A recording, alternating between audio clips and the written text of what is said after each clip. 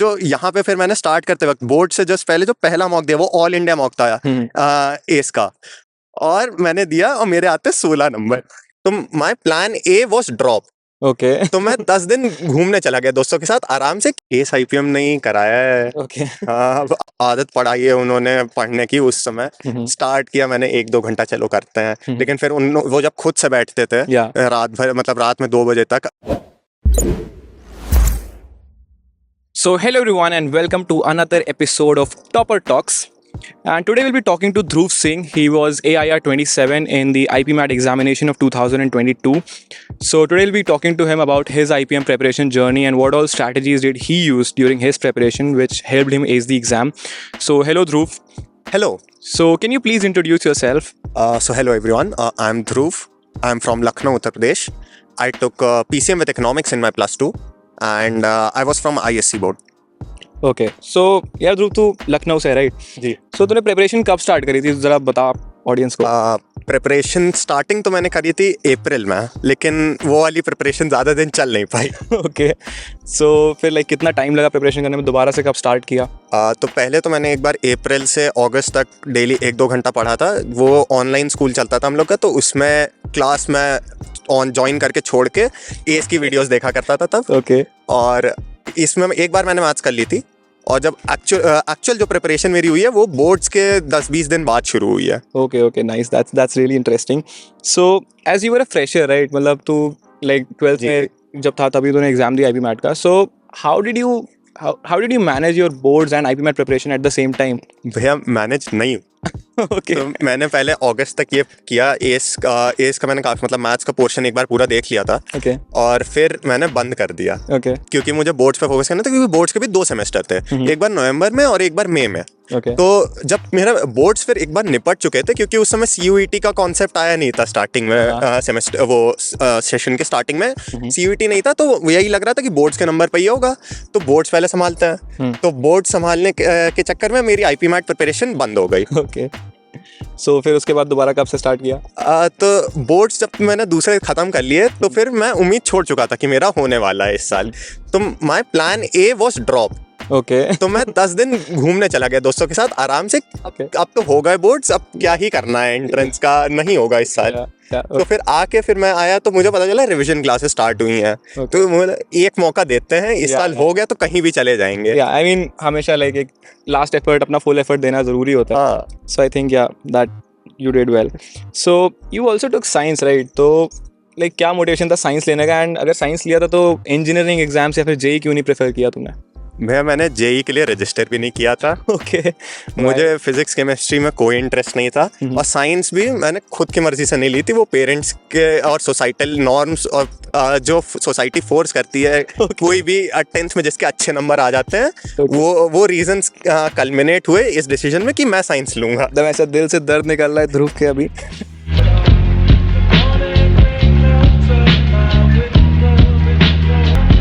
So yeah, okay, then let's move ahead. So what was your like section wise strategy for quants, verbal ability and logical reasoning? So you gave IPMAT Indore and Rohtak both, right? हाँ, रोहतक भी दिया था, जिपमैट भी दिया था। Okay, that's cool. So section wise strategy क्या थी तेरी? यू नो जब क्वांट्स करता था तो उसके लिए क्या स्ट्रैटेजी थी, देन वर्बल एबिलिटी के लिए, लॉजिकल रीजनिंग के लिए अलग अलग क्या स्ट्रैटेजी थी? इंदौर की बात करते हैं तो उसमें सबसे पहले तो शॉर्ट आंसर थे, उसमें तो मैंने सारे अटेम्प्ट किए थे, क्योंकि उसमें नेगेटिव मार्किंग होती नहीं है।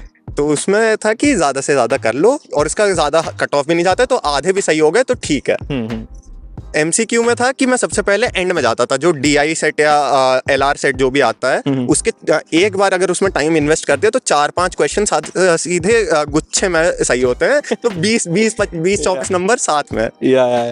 एंड लॉजिकल रीजनिंग का क्या था स्ट्रैटेजी? लॉजिकल रीजनिंग फोकस कभी कर नहीं पाया। संस्कार भैया ने 1 हफ्ता पढ़ाई थी।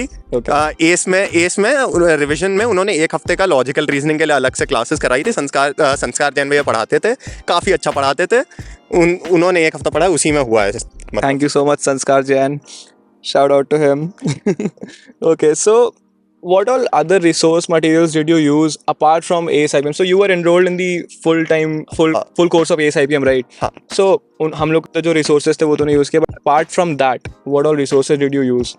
ICSE की जो क्लास 11th की मैथ्स की बुक होती है ML अग्रवाल, Okay. काफ़ी उसका हायर मैथ्स के टॉपिक्स और IP मैट इंदौर में जो टॉपिक्स हायर मैथ्स के आते हैं सेम ही है, तो वो एक बार लगाई थी मैंने. और एक मैंने इंटरव्यू देखा था यूट्यूब पे, उसमें एक पर्टिकुलर इंडिविजुअल ने हॉल एंड नाइट रिकमेंड की थी. Okay. हाँ, तो वो भी मैंने करी थी. Okay, that's great. That's great. So verbal ability के लिए तूने ऐसा लाइक क्या रीडिंग करता था, कब कैसे क्या शेड्यूल था तेरा, टाइम टेबल के बारे में कुछ शेयर कि तुम्हारा टाइम टेबल कैसा दिखता था प्रिपरेशन के टाइम पे, एंड स्पेशली जब एग्जाम क्लोज आ रहा था तब तुम्हारा कैसा टाइम टेबल होता था? तो 19-20 दिन प्रिपेयर किया है, उसमें 16 मॉक्स दिए हैं. ओके, मॉक्स ही मॉक पे भी आएंगे अभी. हाँ. तो जो टाइम टेबल रहता था कि रात 2 बजे तक, पहले 7-8 बजे से रात 2 बजे तक स्वप्निल भैया पढ़ाते थे. सुबह कॉन्सेप्ट पढ़ाते थे, रात में क्वेश्चंस प्रैक्टिस कराते थे, दिन में मॉक्स देता था. और इंग्लिश के लिए मैंने वर्ड पावर मेड इजी पढ़ी थी, और वो वर्बल के लिए लोग एऑन एसेज न्यूज़पेपर वगैरह रिकमेंड करते हैं, एस के ग्रुप पे भी आता था. मैंने कभी ध्यान नहीं दिया उस पे. Okay okay. सो लाइक ऐसा जैसे क्वांट्स था, वर्बल एबिलिटी था, लॉजिकल रीजनिंग था, तो वीकली शेड्यूल कैसा होता था कि तुम daily quants, verbal, logical reasoning तीनों चीज़ें डेली पढ़ते थे, या फिर इट वाज लाइक कि 2 दिन क्वांट्स, 2 दिन वर्बल एबिलिटी, 2 दिन लॉजिकल रीजनिंग ऐसा? तो देखिए, LR तो मैंने सिर्फ उतना ही पढ़ा जितना क्लास में कराया. एंड संस्कार भैया ने कराया. ओके. वर्बल इंग्लिश में आ जाते थे नंबर. तो यही था कि जो एंड में टीटा वाले आंसर होते हैं, टाइप इनटू आंसर वाले, वो अवॉइड करने हैं और बाकी हो जाएगा. मैथ्स ही थी जो दिक्कत करती थी, और वो स्वप्निल भैया और मॉक्स के भरोसे हो गया. ओके. सो वर्बल एबिलिटी में जैसे तुमने बोला कि नंबर आ जाते थे, तो what do you think was the reason कि मतलब ऐसा रीडिंग हैबिट तुम्हारी हमेशा से पड़ी हुई थी, या फिर कि हमेशा से तुम्हारा लाइक कॉम्प्रिहेंशन वगैरह सॉल्व करते थे, या ऐसा क्या था जो कि which helped you ace the verbal section? नहीं, मतलब उसमें किताब तो मैं नहीं पढ़ सकता क्योंकि मुझे नींद आ जाती है. ओके. हाँ, तो मैं ऑडियो बुक सुनता हूँ. ओके. हाँ, तो ऑडियो बुक्स मेरी मतलब हैबिट है सुनने की, तो वो सब्स्टिट्यूट था मेरा रीडिंग का. बस यही था कि स्क्रीन पे पढ़ने की आदत थोड़ी बहुत डालनी थी. वो मॉक्स में क्वेश्चन पढ़ते पढ़ते ही आ गई. आई थिंक मेरा भी थोड़ा बहुत सेम ही केस था जब मैं अपनी प्रिपरेशन कर रहा था. तो मैंने भी ऐसे वर्बल एबिलिटी के लिए कुछ खास प्रिपरेशन नहीं करी थी, and still like verbal ability I was able to do, मतलब काफ़ी सही नंबर आ जाते थे. सो मेरा ये था कि मेरा थोड़ा रीडिंग हैबिट वगैरह थी, न्यूज़पेपर रीडिंग की हैबिट थी, एंड प्लस ये थोड़ा बहुत लाइक नॉवेल्स वगैरह पढ़ लेता था. सो आई थिंक वो मुझे पर्सनली हेल्प किया. तो again depends from person to person. Verbal ability के बहुत सारे लोग से मैंने बात करी है, तो कुछ लोग स्पेशली प्रिपेयर करते हैं, एंड कुछ लोग का ये होता है कि ऑलरेडी जैसे रीडिंग की हैबिट है, ऑडियो बुक्स पढ़ने की हैबिट है, न्यूज़पेपर रीडिंग की हैबिट होती है, तो बहुत ज़्यादा एफर्ट डालने की नहीं ज़रूरत पड़ती. But again most of the people, जो लोग as you also might be knowing कि जो लोग ज़्यादा कट ऑफ्स नहीं क्लियर कर पाते हैं, it is because of the verbal ability section. काफ़ी हाई गया इस साल भी. हर साल यही होता है, most of the people like are not able to clear the exam because of the verbal section. So moving ahead. So as you were enrolled in ACE IPM का full course, 1-year course, so what was your experience? How was your experience with ACE IPM, and how did ACE IPM help you to ace the exam? ACE IPM नहीं कराया है. Okay. आखिरी जो 19-20 दिन का revision course था specially, मैं उसी को क्रेडिट दूंगा, क्योंकि उसकी वजह से एक तो आदत पड़ाई है उन्होंने पढ़ने की. उस समय स्टार्ट किया मैंने 1-2 घंटा चलो करते हैं, लेकिन फिर वो जब खुद से बैठते थे रात भर, मतलब रात में 2 बजे तक, और इंसेंटिव्स बहुत अच्छे देते थे पढ़ने के, कि मतलब 2-3 घंटा पढ़ लो, फिर 10-15 मिनट साथ में बैठ के गाने सुनेंगे, वाइब करेंगे. फिर उसके बाद क्या कहते हैं, इनकी अपनी कॉलेज स्टोरी सुनाते थे. तो रात में 1:30 बजे तक पढ़ने का इंसेंटिव यही रहता था कि 1:30 बजे तक जो लोग पढ़ रहे हैं वो उनको कॉलेज स्टोरी सुनने को मिलेंगी. That's great. So, or not just the course, how was the mentorship session, by Saksham भैया and Swapnil भैया? Like सिर्फ कोर्स, सिर्फ academic नहीं, apart from non-academic doubts जो रहते थे या जो भी रहता था, how was the mentorship experience with ACE IPM? बहुत ज़्यादा important, क्योंकि जो मेरा जो डिसीजन चेंज हुआ प्लान ए ड्रॉप से इस साल फुल फाइट, वो भावेश भैया ने मेरा मेंटरशिप सेशन लिया था. उन्होंने आधा घंटा 40 मिनट बैठ के मुझे समझाया कि अभी भी टाइम है, और जिस हिसाब से मेरे एक बार पहले स्कोर्स आ चुके हैं, तो मुझे ज़्यादा टाइम नहीं लगेगा फिर से वहाँ तक पहुँचने में. That's really great. That's really great. So now coming to the mocks. So because mocks are really important, to know where you're standing in the competition. So तुमने टोटल कितने मॉक्स दिए, एंड सिर्फ एस के दिए कि किसी और कोचिंग के भी दिए, एंड स्कोर्स कैसे आते थे, हाईएस्ट स्कोर कितना था, लोवेस्ट स्कोर कितना था, एवरेज ऐसा कितना स्कोर आ जाता था? तो फ्री के मॉक्स तो जहाँ मिलते थे मैं सब देता था। ओके। एस की बात करते हैं तो एस के मैंने 2 मॉक्स इस समय दिए थे जब मैं स्टार्टिंग में प्रिपेयर कर रहा था, 1-2 घंटे वाली, और मैंने 16 मॉक्स दिए थे आखिरी 19-20 दिन में। तो मेरा जो उधर जो मेरे 2 मॉक्स का स्कोर था हाईएस्ट था उनमें 176। और तो यहाँ पे फिर मैंने स्टार्ट करते वक्त बोर्ड से जस्ट पहले जो पहला मॉक दिया वो ऑल इंडिया मॉक था एस का। उसमें प्राइज मनी वगैरह भी था, मुझे लगा था देते हैं कुछ भी आ जाए। उसमें रैंडम विनर भी थे क्योंकि और मैंने दिया और मेरे आते 16 नंबर। ओके। सो फिर उसके बाद क्या रिएक्शन था एंड कैसे तुमने कोप किया, कैसे रिकवर किया from that score, and how did you bridge the gap between your these scores basically? 16 number अब आ गए तो वही था कि इतने पे तो नहीं होगा। हाँ। स्टार्ट करते हैं पढ़ना लिखना। या। तो फिर किया, धीरे धीरे इम्प्रूव होना शुरू हुआ। 1-2 दिन के बाद ही फिर मेरे मतलब काफ़ी एक्सपोनेंशियल इंक्रीज था फिर वहाँ से, और एंड तक आते आते मेरा इंदौर के मॉक्स में भी 200 पार हो रहा था। Okay, that's really great. So now coming to the interview experience, because interview काफ़ी बड़ा कॉम्पोनेंट होता है तुम्हारे पूरे ओवरऑल एप्टीट्यूड टेस्ट स्कोर का, देन ओवरऑल कॉम्पोनेंट का। So how was your interview experience? Because हर किसी का interview experience is totally different. लोगों को लगता है उनको रोस्ट किया गया but they end up getting good ranks then, but जिनका लगता है कि बहुत अच्छा इंटरव्यू हुआ तो उनका नहीं क्लियर होता है। सो how was your experience? Like did you feel कि तुम्हें रोस्ट किया गया, या डिड यू फील कि कि ऐसा बहुत अच्छा चिल? तो नहीं, तो मेरे जो पैनल थे उसमें दो प्रोफेसर्स थे, एक क्वांट्स के थे, एक सोशल साइंसेस के थे। तो पहला जो स्टार्ट किया जिन्होंने वो क्वांट्स के प्रोफेसर थे, और उन्होंने मुझे एक्चुअली रोस्ट किया। हाँ, क्योंकि पहले तो उन्होंने पूछा, फिजिक्स का मेरा फेवरेट टॉपिक पूछा, मैंने बताया मॉडर्न फिजिक्स, फिजन फ्यूजन, तो उन्होंने कहा नहीं पूछेंगे। ओके।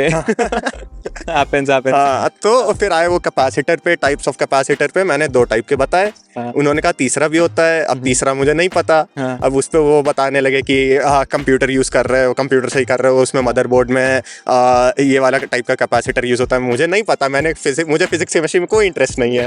अगर वो बोर्ड के सिलेबस के बाहर है तो मुझे नहीं पढ़ना। Okay, totally makes sense. हाँ, फिर आते हैं जो सोशल साइंसेस वाले प्रोफेसर थे, उन्होंने जब लेना स्टार्ट किया तो मेरे अकॉर्डिंग चाह रहा था इंटरव्यू काफ़ी अच्छे से। उन्होंने मतलब पॉलिटिक्स के ऊपर क्वेश्चन पूछे कि योगी आदित्यनाथ को क्या वेलफेयर स्कीम्स और इंट्रोड्यूस करनी चाहिए, वेलफेयर स्कीम्स अगर एक्चुअली वर्क करती हैं कि नहीं। तो फिर मैंने अभिजीत बैनर्जी की थोड़ी रिसर्च कोट करी उसमें, और फिर उसके बाद वो हिस्ट्री पे गए कि जेरूसलम इशू पूरा बताओ। तो वहाँ पे फिर मैंने फर्स्ट टेम्पल से लेके 7 डे वॉर और पूरा UN ट्रीटी कैसे एक उस जेरूसलम एक UN गवर्न टेरिटरी होना था, पूरा सब बताया। तो वो अच्छा गया पोर्शन। That's great. सो तुम्हारे एक्स्ट्रा करिकुलर्स वगैरह वो कैसे थे, कि या उन्होंने कुछ इंपॉर्टेंट रोल प्ले किया तुम्हारे लाइक इंटरव्यू में, या फिर उन पे कुछ क्वेश्चन पूछा गया, या ऐसा कुछ था एक्स्ट्रा? मेरे पास थे एक्स्ट्रा करिकुलर्स, नेशनल लेवल भी था, स्टेट लेवल भी था, लेकिन मुझे नहीं लगता उसने कुछ रोल प्ले किया है, क्योंकि कहीं इंटरव्यू में भी नहीं आया और कोई अलग से इसका वेटेज भी नहीं है। Okay, totally understand. So in the end like ऐसा कुछ अपने आप से कुछ टिप्स शेयर करना चाहो टू जो एस्पिरेंट्स जो अभी ये वीडियो देख रहे हैं, उनके लिए कोई टिप्स फ्यूचर एस्पिरेंट्स के लिए? हाँ, अपने एक्सपीरियंस से, अपना जो भी तुमने अप्स जो भी डाउन्स देखे तुमने अपने प्रिपरेशन फेज में, उससे कुछ अपने इनसाइट्स, कुछ अपने टिप्स अगर शेयर करना चाहो। हाँ, तो कोई भी टाइम बहुत ज़्यादा लेट नहीं है IP मैट की प्रिपरेशन स्टार्ट करने के लिए। ये ऐसा एग्ज़ाम नहीं है कि इसके लिए JEE टाइप्स की 8 से भी स्टार्ट कर रहे हो तो बहुत लेट हो गया। यहाँ पे मतलब 19-20 दिन में भी हो सकता है ये, और 1 साल भी लोगों को लगता है। तो वो पर्सन टू पर्सन डिपेंड करता है। और एक जो और टिप है वो मॉक्स जितने दोगे उतना भला होगा, तुम्हारा ही भला होगा। Totally makes sense. So yeah, I think that's it for this interview. Thank you so much, Dhruv, for joining us today. And this is it for the video. See you in the next video. Till then, bye-bye. Take care. So now, how can we get you started? Go to asaipm.com. Over here, you will see the free counseling button. Click on that, enter your details, and a future senior of yours from IIM is going to give you a call, and you can get all your doubts clarified from them.